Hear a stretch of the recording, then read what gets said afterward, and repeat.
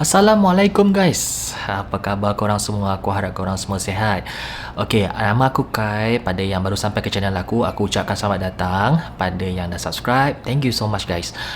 Baik, hari ni aku nak react ada satu video. Aku dapat video ni daripada kawan-kawan jugalah. Dia orang tag video ni kat aku. Dia yang kata, "Dok, betul ke cara ni?" Okay, lepas tu bila aku dapat, aku tengok. Bila aku tengok, aku go through. Okay, aku tak kata masa tu tak betul, tapi aku kena cari tahu dululah. Jadi aku buat research sikit.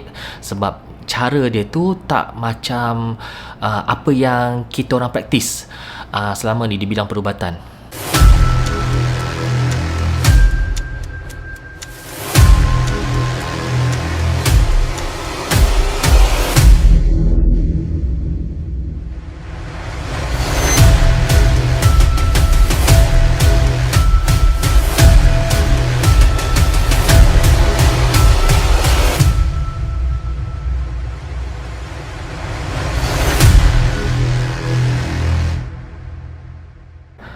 Video tu dia tengah viral dekat TikTok.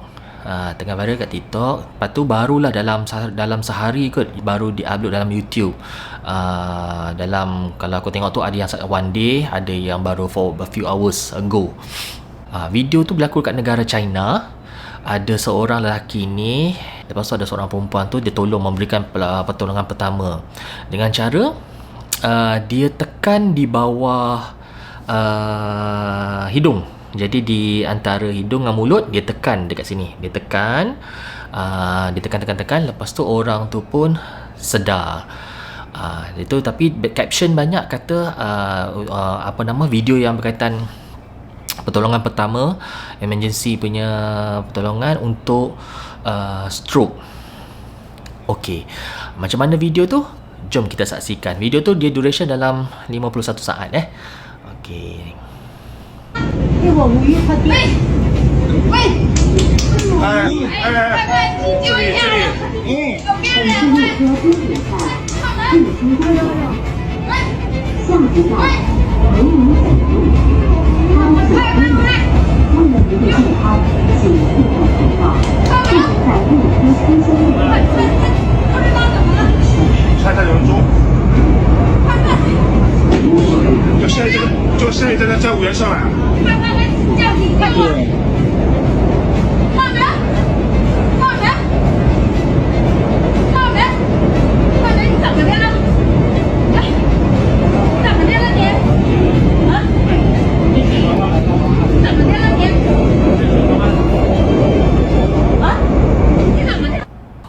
Okay guys, macam mana korang dah tengok video tu? Okay, mula-mula nampak macam dia pukul-pukul kan. Dia pukul-pukul untuk menyedarkan orang tu. Orang tu dah macam nak separuh, kalau aku sebut dia macam semi-conscious. Dia tak unconscious sama kali. Dia semi-conscious, dia setengah sedar. Dalam keadaan dia kan, kalau setengah sedar ni kita ada GCS dia. GCS 15 tu berapa, over berapa. Ada yang kalau 3/5 tu yang memang tak sedar. Dia ada antara between 3 to 15 over 15. Itu nama kita Glasgow Coma Scale, GCS. Baik, dalam sepanjang video tu kalau korang perasan, bila dia dah pukul-pukul, orang tu tak sedar lagi. Akhirnya dia tekan dekat bawah hidung dengan mulut, dekat antara tu. Okey, dekat tengah-tengah tu. Bila dia tekan tu, kalau korang perasan, lelaki tu mula sedar. Lepas itu dia boleh buka cermin mata dia yang pakai menggunakan tangan kiri. Lepas tu tangan kanan dia pun mula bergerak. Okey, react aku untuk video ni sebenarnya, kalau nak katakan stroke itu bahasa bahasa orang faham lah. Stroke itu kan macam lumpuh. Bahasa Melayunya mungkin lumpuh, bahasa English dia stroke. Sebenarnya bahasa medik kita adalah CVA, Cerebral Vascular Attack atau Cerebral Vascular Attack. CVA. CVA atau stroke ni kita ada dua. Dia terbahagikan sebenarnya ada dua, iaitu ada ischemic stroke atau juga ada hemorrhagic stroke. Ischemic stroke dengan hemorrhagic stroke berbeza pada cara perawatan dia juga. Okey. Tapi dua-dua stroke dia menunjukkan gejala yang sama, iaitu apabila stroke atau lumpuh, dia akan menunjukkan dengan numbness atau tidak dapat bergerak kedua-dua tangan atau salah satu yang sebelah. Jadi maksudnya tu hemiparesis, sama ada tangan kanan, kaki kanan dia lemah, dia tak boleh nak bergerak. Kalau kita ada test power dia yang 5/5 ke apa, dia memang reduce of the power. Okey, itu atau sebelahnya, atau boleh juga 4/4. Itu tergantung di mana terletaknya tersumbatnya pembuluh darah. Okey, sebab itu dia sebenarnya kalau nak cerita panjang pathofisiologi dia, sebenarnya stroke itu adalah, kalau ischemic stroke, dia lebih kepada penyumbatan pembuluh darah. Jadi pembuluh darah itu tersumbat dekat mana? Di kepala, di brain, di otak. Ya.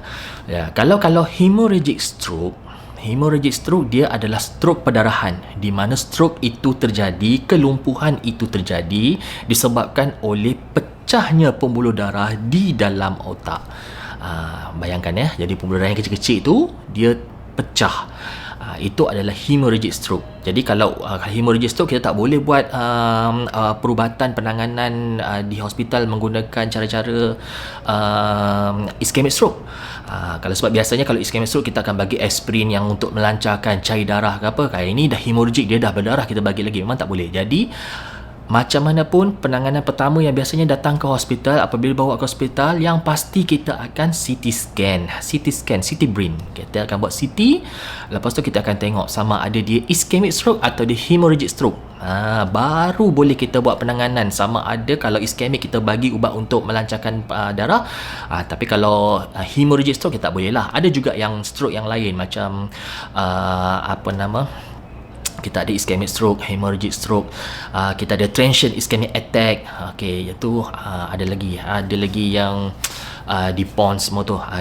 Itu yang kecil-kecil tu aku tak payah terangkan lah. Jadi aku tunjukkan yang besar, iaitu ischemic stroke dengan hemorrhagic stroke.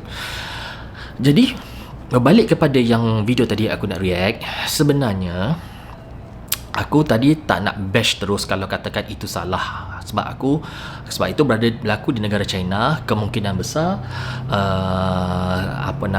ada menggunakan teknik acupuncture kan. Aku tak pasti benda tu, tapi aku cari tahu untuk korang. Aku baca balik, aku cari, dapat. Jadi sebenarnya dari teknik acupuncture ada memang titik-titik dia. Macam ni cerita dia. Daripada www Yin Yang House, macam tu lah, Yin Yang House kan benda tu. Titik-titik acupuncture yang ada sebenarnya, dia ada nama dia Governor Vessels Meridian. Governor Vessels Meridian, dia ada 28 titik acupuncture point. Macam itu. Jadi aku rasa yang perempuan tadi tu, dia sebenarnya menggunakan teknik acupuncture, menekan di titik-titik tu dah betul dah. Jadi sebenarnya titik Governor Vessel Meridian ni dia ada 28 titik. Dia menggunakan tadi titik yang tengah-tengah yang antara hidung dengan mulut adalah titik 26, nombor 26. Okey, kebacakan titik yang 26 tu. Okey, jadi tulis kat situ, one of two common points with PC6, okay, added to the original 4 for fainting, collapse. Main point for restoring consciousness, for shock, revival from fainting, weakness, help patients to awaken, use fingernail in an emergency. Main point, second point main point for acute low back sprain, help relieve pain, restore motion, movement, stagnance of the opposite end of the channel. Okay, ni tak ada berkaitan lah. Nosebleed, nasal discharge ni tak ada berkaitan juga. Main dispersion. Okay, sebenarnya titik 26 adalah tadi itu. Aku nak bagi yang nak mention pada korang sebenarnya adalah titik 26 yang ditekan dekat situ adalah main point untuk restoring consciousness. Jadi memang betul. Yang perempuan tu buat yang betul. Dia memang dia nak bagi apa yang lelaki itu untuk sedar kembali, ya, regain consciousness. Jadi sebenarnya bukannya stroke. Jadi tekan titik itu adalah untuk membangunkan orang yang unconscious. Dia sama kalau di kita yang daripada medical point of view, kita kalau macam patient datang unconscious, GCS 3/15 yang memang tak sedar, kita ada titik-titik yang kita tekan. Biasanya kita akan tekan dekat tengah-tengah kepala ni menggunakan ni dekat apa nama yang benda ni. Kita akan tekan dekat situ, tekan. Kalau cuba korang cuba try tekan dekat situ, apa rasa? Satu lagi, kalau kata tak tekan dekat situ, kita akan tekan dekat ulu hati. Korang cuba tekan raba yang dekat ulu hati, tengah-tengah tu kan ada tulang-tulang yang tengah tu. Batas akhir lah tulang yang dekat dada tu. Kau tekan pakai ini, kau tekan dalam. Apa kau rasa? Memang kau akan rasa sakit. Itu adalah cara untuk kita sedarkan orang-orang yang ini, selain daripada menggunakan cara lama lah, tradisional, kita pakai ammonia smell, pakai untuk bangunkan orang.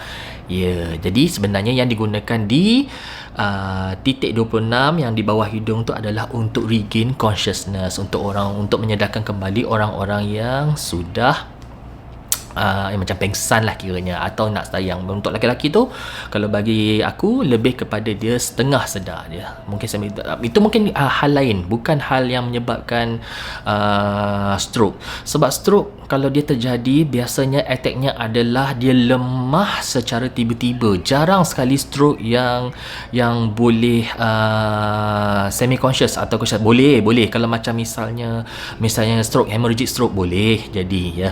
Tapi kebanyakan yang ischemic stroke, yang penyumbatan pembuluh darah, dia lebih kepada simptom. Dia tangan dia lemah, kaki lemah, macam itu. Jadi boleh aku simpulkan untuk video tadi adalah wanita itu berusaha untuk menyedarkan orang yang separuh sedar, shock, bukan stroke. Jadi kalau nanti aku akan cuba untuk bagi yang tentang darah tinggi, aku ada lebih kurang macam darah tinggi. Sebab darah tinggi boleh menyebabkan ke stroke. Itu. Jadi korang-korang yang memang ada sejarah keluarga yang darah tinggi, memang tekanan darah tu memang naik, sakit kepala, sakit dekat belakang, memang yang terus berterusan kan, check lah pada doktor ke apa, tengok tekanan darah. Sebab darah tinggi juga boleh menyebabkan stroke. Biasanya adalah ischemic, ada yang hemorrhagic. Jadi biasanya kepada CVA lah, kalau kita panggil CVA. Jadi aku rasa itu perkongsian aku untuk react video tadi. Aku harap mungkin dari mana yang belajar ilmu acupuncture boleh komen, sebab aku tadi ambil poin-poin tu pun daripada website. Nanti aku cuba bagi kat dalam link website yang daripada acupuncture. Aku cuba untuk cari apa titik-titik poin tu. Kemungkinan besar memang betul pun, akhirnya memang terbukti dia menggunakan titik yang betul orang tu kan, untuk menyedarkan orang yang tak sedar. Jangan lupa share, subscribe. Lepas tu nanti next time aku cuba untuk bagi yang berkaitan dengan penyakit-penyakit lain pula. Sampai jumpa. Bye bye.